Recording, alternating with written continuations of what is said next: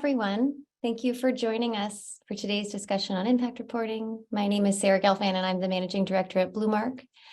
As many of you know, BlueMark has been conducting research on this topic of impact reporting for the past 18 months. We've been analyzing impact reports, interviewing more than 50 impact investing experts, and most recently conducting a pilot with Impact Frontiers. Along the way, we've learned a great deal about what good, decision-useful impact reporting by fund managers looks like. And we're excited today to share some of what we've learned with all of you. First, we're going to present some key insights from our Raising the Bar 2.0 report, which was launched today. And then by inviting an amazing group of panelists to share more about their experiences working to prepare impact reports, having them verified, and using them to engage with their investor stakeholders. Impact reporting, as we all know, is a key mechanism for fund managers to communicate to investors about the impacts they're pursuing, the results they're generating, and the risks and opportunities they're facing. But as we also know, the variability in reports makes it hard for readers to critically assess the content included. The prevailing focus on headline or vanity metrics is often at the expense of contextualized data and narrative. And we've heard throughout our research that discerning asset allocators are looking for more than headline numbers. They want information that will allow them to assess and evaluate the information in impact reports for their own impact management and their own reporting purposes. Every market actor we've spoken to, from asset managers and asset owners to academics and field builders, has emphasized the importance of context for understanding and interpreting impact performance. But what does it look like to provide context in an impact report? What does it actually mean to report on an impact portfolio in a complete and clear manner? Well, we've laid out some answers to those questions in the framework we launched today for evaluating impact reports. And our goal, both in developing this framework and in sharing it with all of you, is to provide the market with a blueprint, an initial blueprint, a starting point for aligning as a field around what we can expect or should expect impact reporting to provide, so it can be used to its full potential and not serve more performative or marketing purposes. At the same time, we acknowledge that our framework is a North Star for impact reporting, and it may not be immediately attainable for many. The truth is that impact reporting, like so many parts of impact investing, is difficult to do well. It requires collaboration, knowledge sharing, and time. At BlueMark, we see independent verification as an essential and integral part of the learning process for both impact management and impact reporting.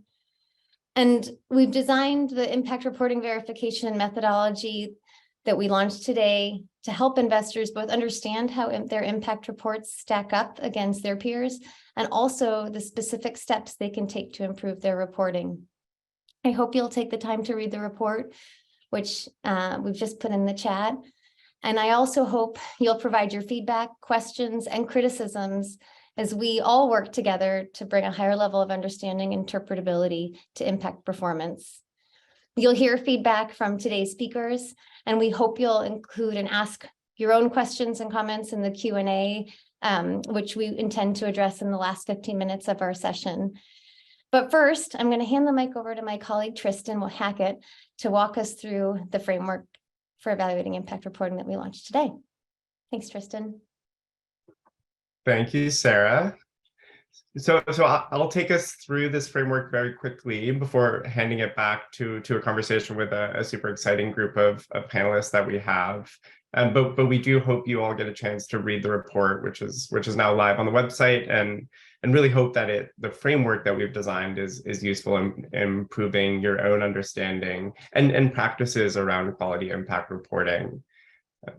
So as Sarah alluded to, we designed our framework to evaluate impact reports off the back of the learnings and the research that we did in our first Raising the Bar report, which really sought to establish market consensus on what are the key elements of quality impact reports that the market wants to see. And similarly, our evaluation framework is intended to go beyond just looking at the accuracy of information in impact reports to make a judgment on whether that information is both complete and reliable. Our view, and you'll see this in the report, is that it takes both complete and reliable information for practitioners to make sound, informed judgments on the impact sought and achieved by investors. Thanks for sharing this, Olivia. So here you'll see the summary version of the framework in our report. And I'll start talking about how we evaluate the completeness of information in a report. And when we think about completeness, we're really assessing both the scope and relevance of reported information related to an investor's impact strategy and an investor's impact results. In terms of the impact strategy, that's focused on an investor's intentions for seeking impacts, both in terms of their overarching portfolio level goals and also the investment level outcomes that they're seeking to have. So the criteria that we assess here are really related to the depth and the credibility of impact theses at various levels of an investment strategy. And the other aspect of completeness is, of course, around the impact results, which relate to an investor's reported results, including both the metrics and performance analysis around those metrics, such as performance against a benchmark or a target. But it also includes key qualitative context and narrative, which we found is really important for discerning impact results and really important for market stakeholders. So that includes the likes of bringing in stakeholder perspectives and reflections on lessons learned alongside the quantitative metrics. And what we've learned with our early set of reporting verifications when assessing the completeness of information, and you'll see this in the report, is that many impact reports actually are doing quite a good job already in terms of disclosing complete information related to their impact strategy and disclosing kind of a comprehensive view of their impact strategy. Where the field is still really challenged and where this framework is more of a North Star with the criteria is reporting impact results in a complete way. And we found this is due to a handful of reasons, both data limitations in certain asset classes, but also early stage of certain impact management practices, such as target setting and benchmarking, which are still relatively early stage in the market. And then to quickly jump to the other pillar of our evaluation framework, which is focused on the reliability of information. Here we're looking at both the clarity of information and the quality of that data in the report. So when we think about data clarity, we're assessing how interpretable and transparent the information is in a report to ensure that a reader has the appropriate context to be able to interpret key metrics. So this includes bringing in investor methodologies around their impact ESG approach, in addition to disclosing the data sources, calculations, citations that may underpin certain disclosures. And then finally, the data quality aspect of our framework is where we feel it's important to look under the hood of an impact report and assess both the data collection and maintenance, in addition to sort of the quality control protocols in place. So this part of our assessment is really where we are seeking to make an accuracy judgment in terms of ensuring consistency with the information reported out to the world and the underlying information that is being managed against. And our verification findings on this assessment around reliability also showed a real diversity of practices across asset classes, and really a wide variety of how information is reported depending on the stakeholder in place. So an important part of our verification framework and approach is ensuring consistency of transparency while not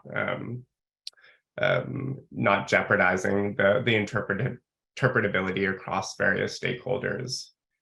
So I will pause there to sum up our framework, really focused on both the completeness and reliability And I think the report will hopefully give you a good sense of the key criteria that underpin both complete and reliable reports. And we do really hope this framework is not just the basis for BlueMark's own evaluation methodology, but also a helpful lever and an incentive for you all in the market to improve your own reporting practices. But I'll stop there and eager to move to the conversation. So back to Sarah.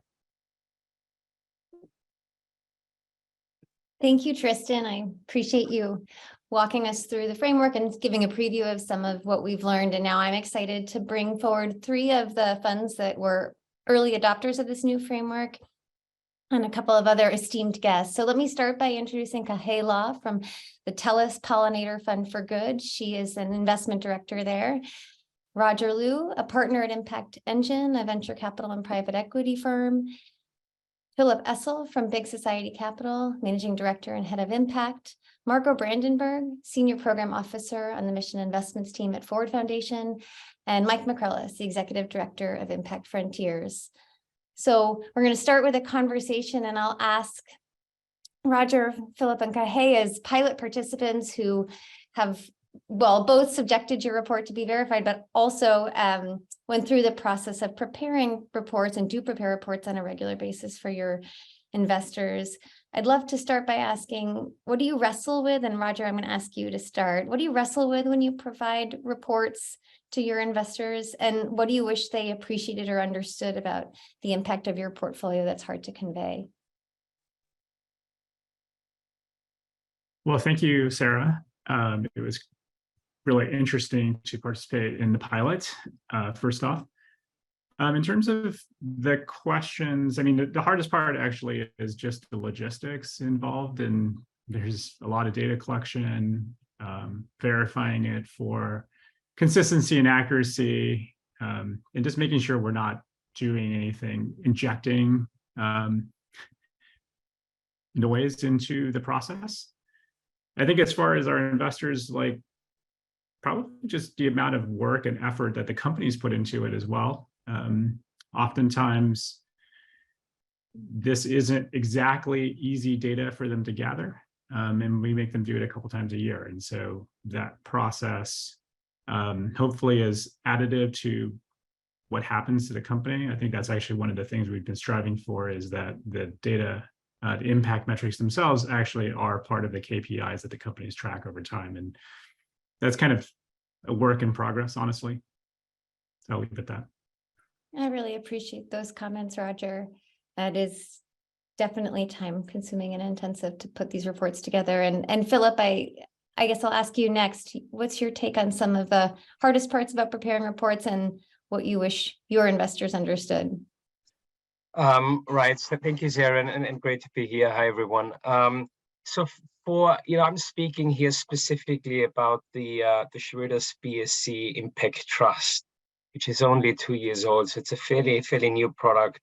And we went through the verification process with our first impact reports. It was really sort of saying, we want this to be ultimately a market leading product. And part of that we think is to put yourself out there, open yourself up a little bit for scrutiny and get viable feedback in terms of where we are with our practice. It's a fund of fund product. So I think that comes with several challenges, right? That I think are playing out as we are trying to sort of tell a consistent or report consistency on the thesis of the trust with multiple, multi-asset class, multiple fund managers that sit underneath that, who all are at different stages in their own impact reporting journey, who have different products, who for themselves set different priorities, and to bring all of this under a sort of a consistent and coherent umbrella framework is in itself, I think, quite a big challenge. I think the area in particular where we need to learn a lot, and where I think our conversations with our investors also need to sort of mature and advance is particularly around the sort of this topic of target setting, and what is actually feasible, in particularly for a fund of fund where we invest, given again sort of the multiple levels of different practices across our fund managers. So that would be one sort of specific areas. I think more broadly, we are quite fortunate in terms of our investor base appreciating both the sort of aggregatable standardized metrics that everyone sort of needs today, but also asking for more qualitative insights that contextualize those numbers and that also speak to different elements of impact practice across our portfolio. I think that's also important to sort of remember that can be a really important part of an impact report, to also comment on the underlying fund managers practice that ultimately produce certain numbers. Well, there's a lot you said there, Philip. I think others, I've seen some questions already start to come through, are also challenged by the kind of diversified intermediated portfolio you have and the nuances of reporting in a clear way, an aggregated way. And I think the point about target settings is also one I hope we can come back to, because this idea of presenting your progress relative to your goals is important, but how do we do that given where the field is with target setting? Kahei, I'm gonna pivot to you and ask you to talk about your unique perspective, given you went through this process and the fund is quite early in its life cycle. So how do you think about transparent, complete reporting when you've just started to deploy your assets? Yeah, thanks, Sarah, and thanks for the opportunity to be part of this really important conversation, and also through this process have learned from peers like Philip and Roger and Mike and the like. Yeah, so the Pollinator Fund is a little bit different in the sense that we are a single GP LP corporate impact fund, and we make direct investments in early stage companies. So seed, at times pre-seed, and then Series A stage companies. So inherently, our impact metrics at the early stage are not going to be kind of wow metrics that a general audience will really gravitate towards. And then second of all, when we went through this impact verification process, we were really at the beginning or mid of our year 2 of our fund life. And so we knew that not only by the virtue of the investment stage, just the fund life and the ability to aggregate into kind of larger kind of data points, or even show progress across our portfolio was going to be very hard for us to do. But at the end of the day, we found the verification process and the need to be able to just understand how the market is reporting is a really important piece, even early stage, because it guides in many ways what our next report is going to need to look like, but then fundamentally how it backs into our impact management practice, because that's really the engine that will be able to build and aggregate your investment decisions and drive the final impact data on that side. So we are early, but we found this process really valuable for our internal planning.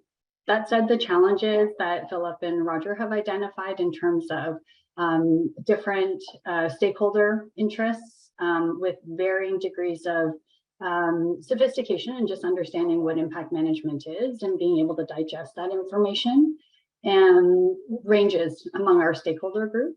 And so understanding at least where the benchmark of the industry should be at helps us simplify or at least make decisions on what needs to be in our impact and external reporting communications in order to be able to demonstrate value, even though we're fairly early in our fund life.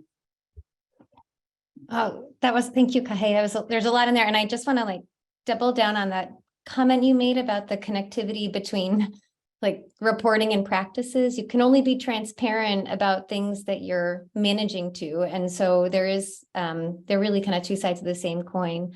Margot, I'm going to turn to you. And as an allocator who consumes impact reports, I'd love to hear a little bit more about the role impact reports play for you and as you look across the investments that Ford makes and how you use them in diligence and how you see them in ongoing monitoring as well. Thank you, Sarah. Grateful to be here today, and especially grateful to the pilot managers who went through this. I think it's going to make us all better. But it was your time and energy and sort of commitment to the space. So just like deep appreciation from someone who will benefit from it. And of course, BlueMark team, congrats to you on the launch. Just by way of background, Forward makes impact investments that take the form of mission-related investments and program-related investments. MRIs are made out of our endowment. For us, we invest across 5 kind of impact verticals: affordable housing, quality jobs, financial inclusion, gender and racial equity, and health tech. And both in our PRI and our MRI portfolios, we invest primarily in funds and in some cases fund of funds. And so, it might not be surprising, and it's already been said that for us, context and comparability are quite important. And I feel like these things come in threes. So Philip, I might borrow your consistent or coherent. But context, has already been mentioned. First and foremost for us, that means, reporting in the context of an overall investment strategy and impact thesis. And that's something that we look hard at during diligence. And we expect to see that through line between strategy, thesis, and metrics, throughout the life of the funds we invest in. Context also means relative to targets, so that's more complex, and ideally to benchmarks. But these isolated data points are difficult to make use of. And so I think we can't say enough how important context is for the end users of that data. And then because, we invest in funds and sometimes fund of funds, comparability, at least for some baseline set of KPIs that tie into our impact verticals, is really helpful so that we can look, at least within our affordable housing investment portfolio or our financial inclusion, to be able to do that reporting to our internal stakeholders as much as anything. And, I would just say for us, a lot of that focus comes in the diligence phase. We look hard at how a manager proposes to manage the impact of its investments. And that's a key part of how we assess fit with a manager, what they're doing and why they're doing it. And we try not to be overly prescriptive, but we, again, do look at their approach as a key indicator of alignment. And then we do codify what it is that the manager says they will do and wants to commit to. And then we track that through the life of an investment. And I guess maybe using us as an example, I do think the opportunity to improve and to get better and to be more intentional could probably be front loaded, right? Once something is set, I think realistically, without a decision point on the horizon, it's a little more difficult to get, people's attention. And so, yeah, I would just say this report and this framework and this thinking is, particularly in the context of how we approach an investment on the front end, I think could be, really helpful and help us codify some of, what we're already doing. Thank you so much for all that, Margot.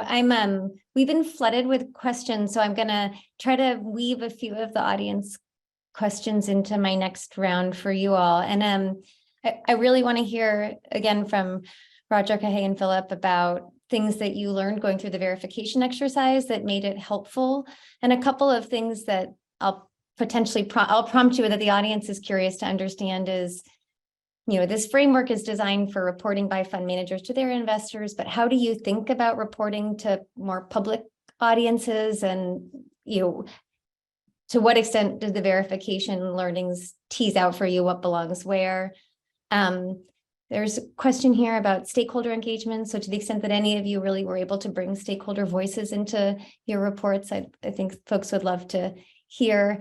And then, Philip, it's as if you anticipated the number of questions about target setting, but there are questions here about really how do you set a target, especially if you don't have historical data? How do we go about doing that? So maybe I'll start with you, Roger, at the risk of being too linear, and ask you to tackle some of those. Well, learned a bunch from the process. I think I mentioned to Sarah, one of the nice things about having completed the process last year is earlier this year, we immediately put it to work into our next report. And I think for us, before we did this verification, most of our impact reporting was very quantitative. It was probably like a dozen pages of metrics, with framed purely by our impact thesis for each company or theory of change. And the insights we took away, some of them were pretty basic, such as you should probably explain what your process is. Obviously, this is just a portion of our impact management process, all the way to the qualitative discussion about each of the metrics we're presenting. And I think that was actually very helpful, because internally we have a process where each time we gather the data, we actually talk about it as a team and reflect on success or failure. And I think it was actually very nice to be able to kind of put that down in a place in our report to essentially memorialize those conversations. And so I think that actually has changed how we think about the process. And I think to the degree of like kind of one of the nice outcomes of the reporting that we do, I mean, it's easy to forget that it's like you're just part of a process. But I think a big win for us is when companies decide to actually publish their own impact metrics. So a couple of our portfolio companies like PadSplit, there's an impact page on their website, which actually takes the impact metrics they report to us and actually expands on it.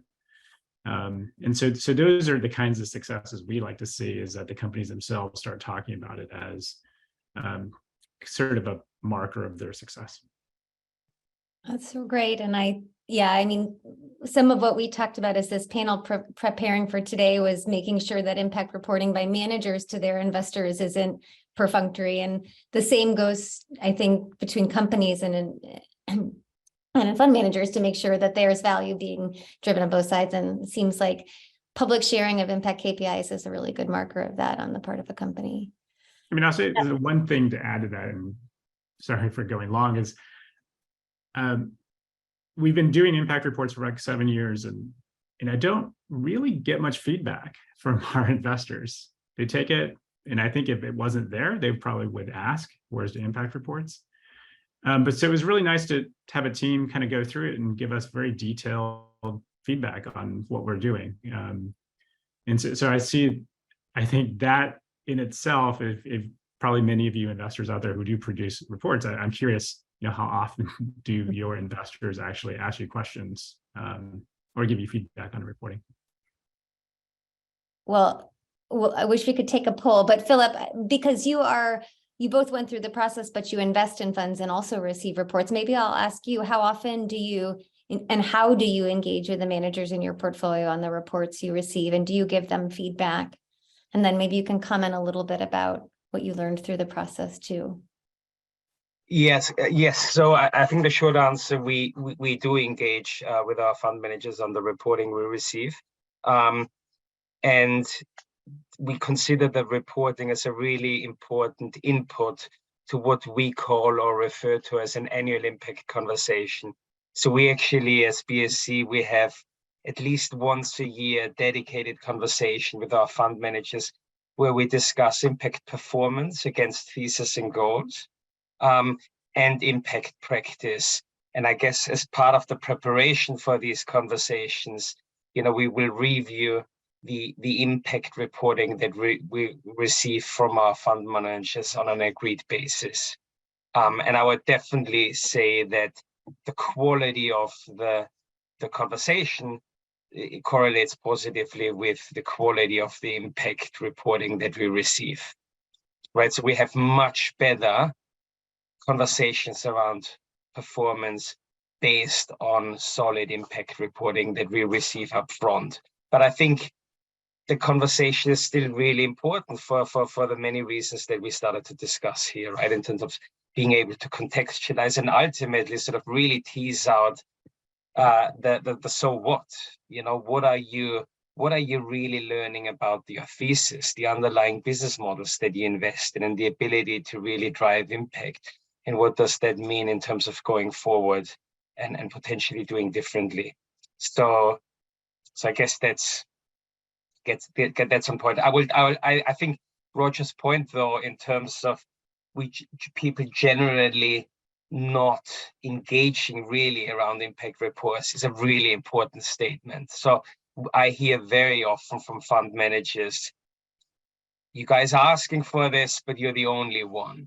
Or, you're asking more detailed question. Other people are just, they cannot do the sort of, 2-minute scan and they see a few nice pictures and numbers, and then that's sort of it, right? So I think there's still a lot in terms of, if you really want to shift practice, I think we need to do what we do now to define what good looks like. But then I think we also need to establish real powerful feedback loops to positively reinforce where we see good practice, but also find ways to have more daring, more open, transparent conversations where we think people fall behind of what good looks like, right? And I think that's for me a really important part. Now, I guess very briefly, what did we take away? Why did we participate? We are part of the signatories to the operating principles, and we went through our own external verification exercise on broader impact practice 2 years ago. And found that exercise really helpful. But we finished it off with a big gap that we saw in terms of our own practice that the principles didn't really pick up. And that was very much around impact reporting, which was the point at which we then engaged you and others around the conversation and say, okay, what do we need to do to sort of start to close this gap? And I think for us, the starting point is to define or identify collectively what actually good looks like. And I think the framework and the conversations we have had before and during the sort of verification of our report have been really helpful for us. But I think also hopefully in the future, for me, my team, our investment team, when we engage with our own fund managers and sort of ask questions and provide guidance along the same principles or criteria that we have started to establish. Then I guess out of the process itself, always some useful confirmation points. Often you think you know something, or you have a view on what's good, what's not so good. But it's always useful to have that sort of external sense check and say, are we actually we're kidding ourselves here, or is what we're thinking about our own practice, is that sort of, does this make sense? Is this aligned with somebody like who would externally looking at this would assess? So I think that's helpful. I've also found it personally helpful actually to use it as an engagement tool then, and internally and externally as a differentiator, right? So I think part of the challenge around good impact reporting and transparent impact reporting is this, people often shy away from a transparent disclosure of also sort of, unintended consequences, be them also negative in nature, right? Or learnings where things didn't go that well. I think I found that exercise actually a bit sort of, you move into the other, you go into the offense. And I think the current climate with everything is happening around changes in regulation really actually offers an opportunity for people who are a bit daring here to use something like this as a differentiator, or as a really interesting starting point with investors, with our board around, okay, where are we in terms of our impact reporting practice, and where do other people think we need to improve, and what do we think about that? And I guess the last point, Sarah, to make is that in areas, and I come back to sort of partly regret it now to put the sort of targets on the on the agenda, but I think there are definitely areas where we got feedback that we need to improve, where we didn't really know what to do with that, quite frankly, and I think that is a useful insight in itself, because I think it points to areas where we need to do more work to find examples and generate examples to showcase what good really looks like. On broader impact practice, I think now with, 166 signatories, we will get there. But I feel like when it comes to impact reporting in specific areas like targeted, the amount of examples that you could usefully refer to or look at as a starting point is very, very limited. And I think that's what partly also came out of this process. There are a lot of amazing insights in everything you just shared, Philip. And yeah, for sure, we know the market needs more and better examples, just to put a pin on the last point you made. I mean, Philip shared a lot, and he also had kind of a unique role, but I wonder if I could encourage you to share a little bit about what you learned. And yeah, I mean, in particular, we talked about the fact that kind of you have a different audience for your report, given where you sit in the role of TELUS. Maybe you can talk a little bit about how you think about transparency to the public in your impact reporting, and anything you can offer on stakeholder engagement plans as well. Yeah, so maybe just on the first point on kind of the spread of audience. As a corporate impact plan, I think we probably are under a little bit more scrutiny around our impact report. And I would say to ensure that we're not at risk of impact washing on the surface from when you look at, I think the consumers have are very savvy now. But I think also for our investment team, we want to make sure that our investments are very credible. And the way we are looking at how we are measuring our impact is just obviously fundamental to validating the thesis as to why TELUS made this kind of significant commitment to launching an impact fund on that side. So, I'm going to confess, I don't know that we've nailed how we are going to articulate to such a broad audience. This will be our second impact report that we'll release next year. No doubt we're going to be iterating on that again in the following year. But what we do know is that we're going to have to build a more nuance into the how we communicate the context of each of our investments. And maybe down the road, there's a bit of a split in how we report. There's a report that may be more suitable for a general audience, and then maybe there's a different, more deeper, nuanced discussion for those who have a more interest in the deeper kind of technical kind of aspects of impact reporting. So I don't want to kind of suggest that we've nailed this at all. I think we're going to take what we got from the feedback from the last report, and then obviously what good looks like from this verification process to help us advance in this round.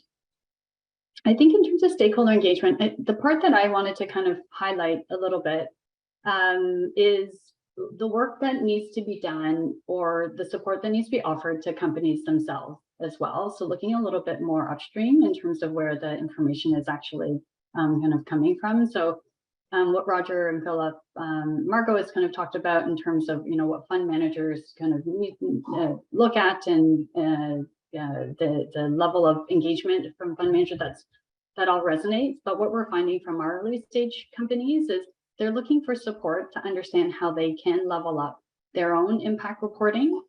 And we know that has to happen if it's going to be easier for fund managers to also get the information that we're looking for, so that we're fully in step with our companies in terms of what good looks like.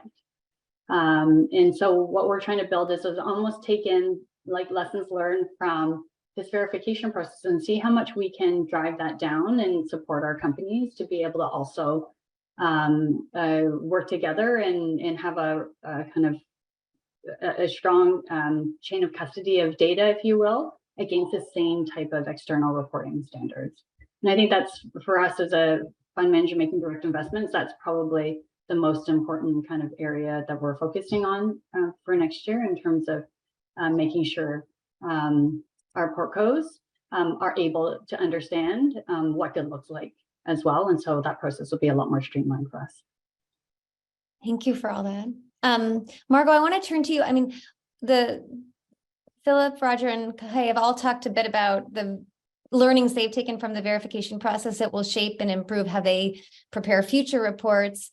As a consumer of impact reports, I'm curious how you think about the value or role of verification in improving your confidence or the utility of what you consume, and whether you think other allocators would feel the same way. Yeah, thank you. And thanks for this conversation. It's really rich. Yes, is the short answer. I mean, I think verification, and even more so, as was just said, a framework for what good looks like, is very valuable to us. I mean, there's such variability in what we receive from our investees, ranging from like 100-page, incredibly detailed impact reports to managers that don't proactively report on, what we agreed in the LPA or the side letter that they would. So just like huge variation. And I think, as an aside to this question of like how much, investors read the reports, we do. And I can also just say, like, human nature is probably that you focus on the areas where there needs to be improvement, right? There's not enough data, or there's just been a shift in strategy. And so like different metrics make sense when sort of like things are steady state and they're going great and you're doing what you said you were going to do. Like, that's when you probably hear less, is my guess, from your investors. And I think there's an element of human nature in that. But yes, I do think a framework is given the heterogeneity of what's out there, is incredibly needed, right? Because not everyone needs to or should or can produce a 100-page detailed report, but we do need a bar.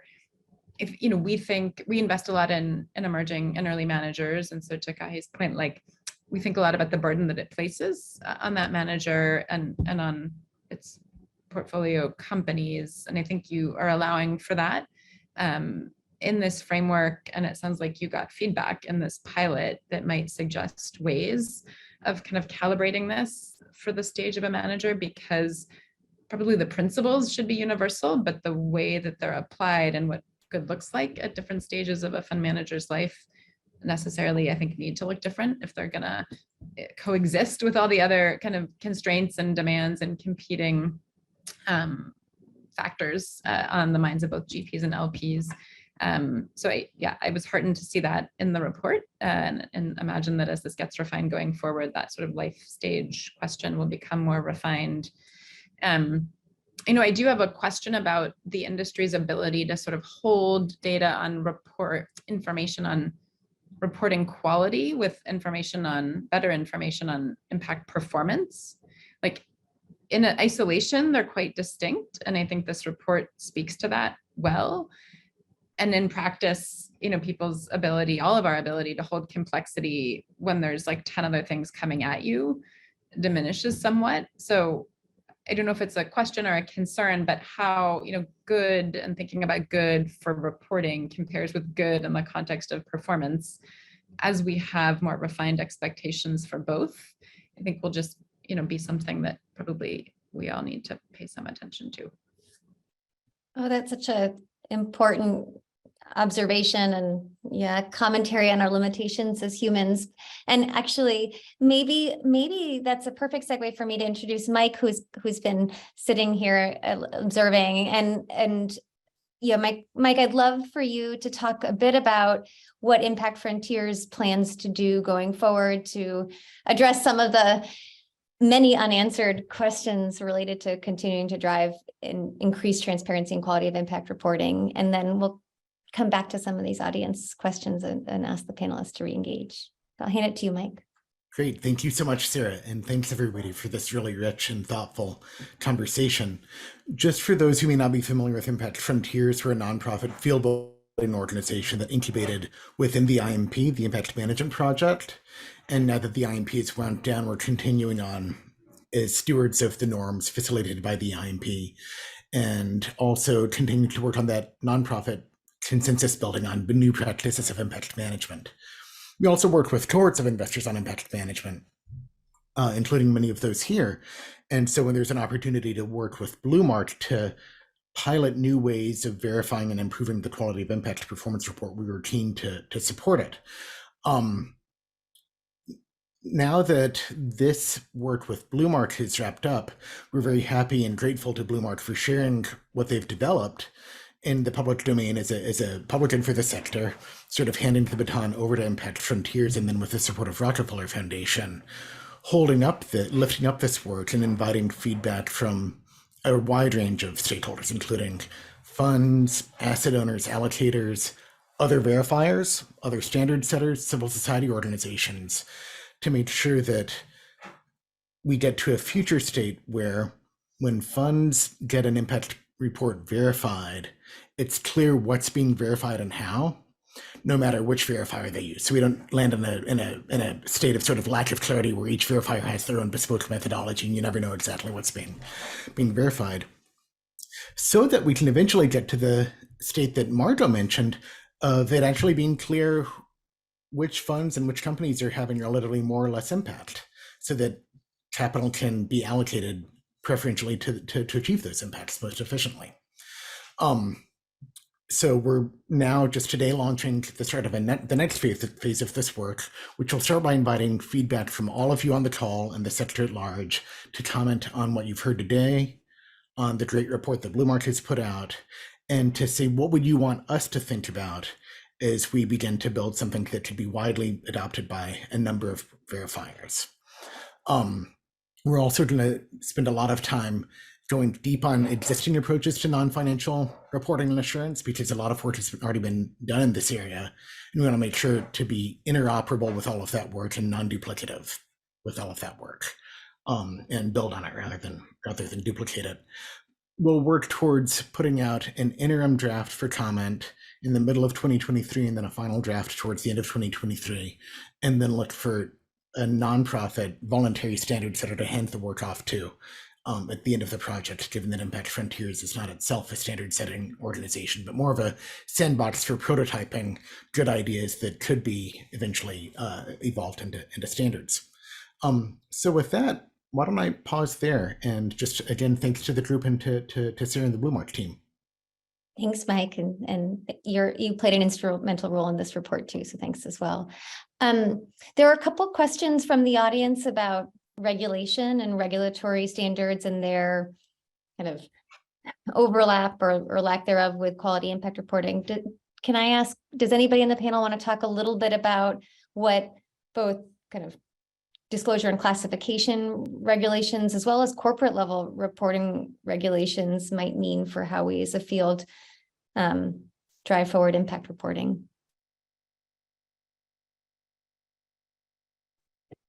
Maybe I'll start kind of first. I think we've obviously subscribed to kind of using IRIS as the base standard, and we've been trying to build our impact management process, recognizing that we don't have a huge team, and we have to kind of run our operations kind of fairly lean in that case. So we've tried to say what is the kind of generally accepted practice right now. So using IRIS would be the easiest one and the simplest one. Right now, we don't back into any of the corporate GRI type sustainability frameworks, despite TELUS reporting against that and having sustainability report. We're just keeping that fairly separate right now, just again, not to overcomplicate our investment process or in our monitoring process, and perhaps down the road there may be a natural point where our impact data could help feed into that, but we're just not at that stage now. And then we use the standard IMP kind of frameworks on that side. I know kind of there was a healthy debate through the verification process and feedback as to where do things like SDGs sit. And I know our thinking right now is, we'll use that as an alignment kind of framework, given that's a framework that helps stakeholders understand impact in a simpler way. But from an impact management and day-to-day deal decision making and deal management, those, that the usefulness of that framework kind of falls away from our side. So, but recognizing again from a communication tool perspective for our spread of audience, including the SDGs is an important kind of aspect to again support the industry and the value of that framework. But from an actual management perspective and us data, like we find that a lot less useful. Yeah, thanks. It's helpful to hear how you've used a lot of the voluntary standards that exist and stitched them together for your reporting. Margot, Philip, Roger, do any of you want to comment at all about some of the standards coming out of the EU, or I don't know, Roger, how closely you're tracking some of the truth in advertising commentary from the SEC? We're definitely monitoring it, but this is probably too short for us to reflect on how much disclosure. I mean, we're obviously pro disclosure and not fans of greenwashing, obviously. So hopefully it does hold people more accountable than what's happening today. Thank you. I think, Sarah, there are probably a lot of people on this call that know a lot more about the sort of the emerging regulation in Europe and the UK. So we have SFDR, we have now in consultation the SDR in the UK. I think they are, you can sort of debate, I guess, the specifics, but I think they do ultimately pull towards greater rigor and accountability and transparency around the labels that you use for the products that you offer, right? And I think they do come with certain disclosure requirements along that. And I think that's sort of probably big picture pulls into the sort of a similar direction that we have started to outline today in terms of that it does provide across the market certain expectations when it comes to disclosure and labels you use. And I think, if you sort of look at what's proposed, I guess, in the UK now with SDR, maybe less so on the sort of specific reporting requirements, but certainly a fairly high bar when you look at the impact labels that are being consulted on, right? And what you would want to see sort of theory of change, et cetera, for products that are labeled as top level around impact. And I think that, that the impact person in me is excited about where this is sort of heading to, and the accountability that comes also from a regular point of view, which I think is just really, really important. Thanks, Phil. Margot, do you want to weigh in on this? I mean, I guess I don't have an incredibly satisfying answer. Our investments are in the US and in the global South, which is where Ford has our footprint. And so the European regulations, I think, are taking a little longer to impact us. They will, I think, eventually move the whole market probably, but I can't say we've seen huge impacts yet. And for the moment, our MRIs and our PRIs are all private market. We're just making our first public markets investments. So the SEC regulations don't immediately apply. Although I will say what we're hearing, particularly from the more mature private equity managers in our portfolio, is that they believe part of what their role needs to be, for example, for their portfolio companies that might be eyeing an IPO, is to be ESG ready.